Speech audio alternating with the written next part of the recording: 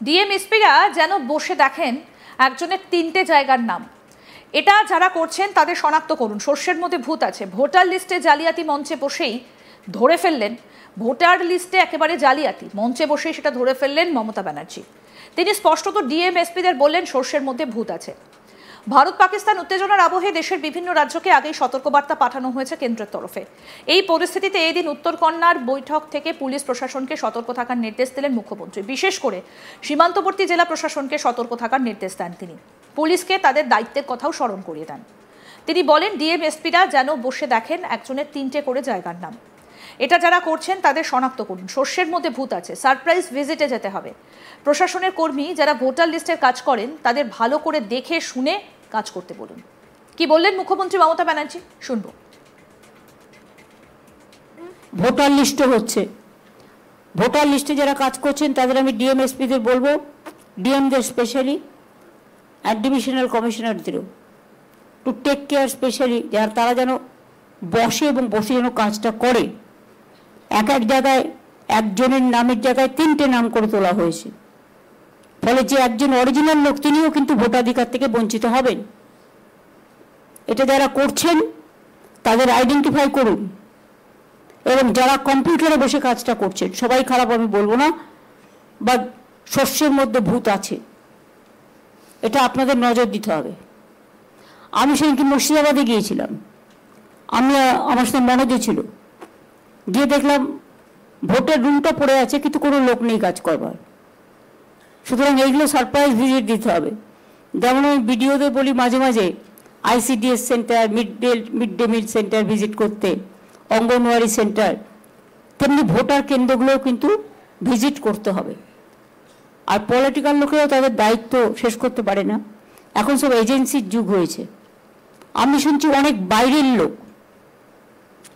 কেউ আসাম থেকে, কেউ ইধার থেকে, কেউ উধার থেকে, বিভিন্ন লোক বিভিন্ন এলাকায় ঢুকছে। ঢুকে এমনকি আমাদের সমর্থকের কাছেও তার নাম্বার, তার প্যান কার্ড নাম্বার, তার আধার কার্ড নাম্বার, তার ফোন নাম্বার। তিনি আরো বলেন পুলিশকে বলবো অ্যালার্ট থাকতে, বাইরে থেকে এখানে এসে যেন কোনো জিহাদি এখানে শেল্টার নিতে না পারে। আর যারা মিথ্যে কথা বলে মানুষের জিনিস হাতিয়ে নেবার চেষ্টা করছে, অথরাইজড লোক ছাড়া কেউ কাউকে কোনো ডিটেলস দেবেন না। এরকম অনেককে ধরা হয়েছে, ঝাড়গ্রাম, মালদা, কোচবিহারে ধরা পড়েছে অনেক জায়গাতে। কি বললেন মুখ্যমন্ত্রী মমতা ব্যানার্জি এই বিষয়ে, বা সেটাও শোনাবো। আমি পুলিশকে বলবো বি অ্যালার্ট, বাইরে থেকে কোনো জঙ্গি যেন কোথাও গিয়ে শেল্টার নিতে না পারে। আর তেমনি যারা মানুষকে মিথ্যে কথা বলে মানুষের জিনিসপত্রগুলো হাতিয়ে নেওয়ার চেষ্টা করছে, এটা মনে রাখবেন অথরাইজড লোক ছাড়া, বুঝতে পারছেন আমি কি বলছি, কেউ কাউকে কোনো ডিটেলস দেবেন না। এরকম অনেককে ধরা হয়েছে। ঝাড়গ্রামে একটা টিম ধরা পড়েছে।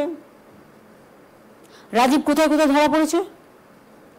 মালদা, কোচবিহার,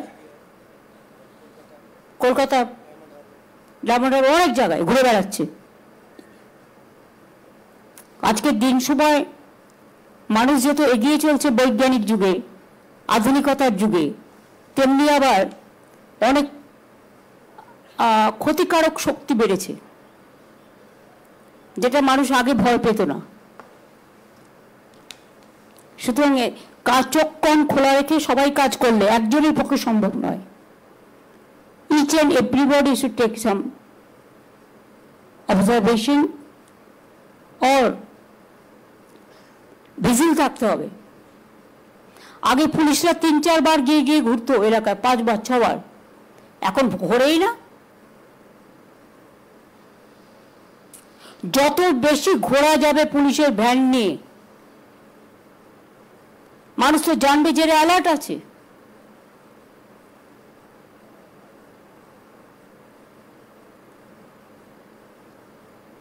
বর্ডার এরিয়া খুব সেন্সিটিভ। এত কিছুদিন আগে শীতলকুচি থেকে একদিনকে তুলে নিয়ে যাওয়া হলো। একটা চাষি বেচারা, তার নিজের জমি, সে চাষ করে, তার কোনো দোষ ছিল না। তারপর খবরটা উদয়ন আমাকে বলার পরেই সঙ্গে সঙ্গে আমরা অ্যাকশন নিয়ে তাকে বেল করিয়ে আমরা নিয়ে এসেছি। এরকম বিভিন্ন পরিকল্পনা চলছে। বর্ডার এরিয়াটা ভীষণ সেন্সিটিভ, লক্ষ্য রাখবেন। বিএসএফ এর দায়িত্বে আছে বলে আপনারা আইসিরা ওসিরা সব চোখ কান বুঝে বসে রইলেন না, সেটা হয় না। আর মনোজকেই বলবো, আমাদের যারা কাজে আছে, রূপক বাবু টাবু যারা আছেন বর্ডারের দায়িত্বে, মানে যাদের অ্যাডভাইজারিজে কাজ করে, তাদের বিভিন্ন কাজে লাগাও, এক একটা জেলায় দায়িত্ব দিয়ে দাও, তারা এই কাজগুলো দেখুক, ভালো করে হেল্প করুক। ডিএমএসপিরা যেন বসে দেখেন একজনের 3টে জায়গায় নাম, এটা যারা করছেন তাদের শনাক্ত করুন, সর্ষের মধ্যে ভূত আছে।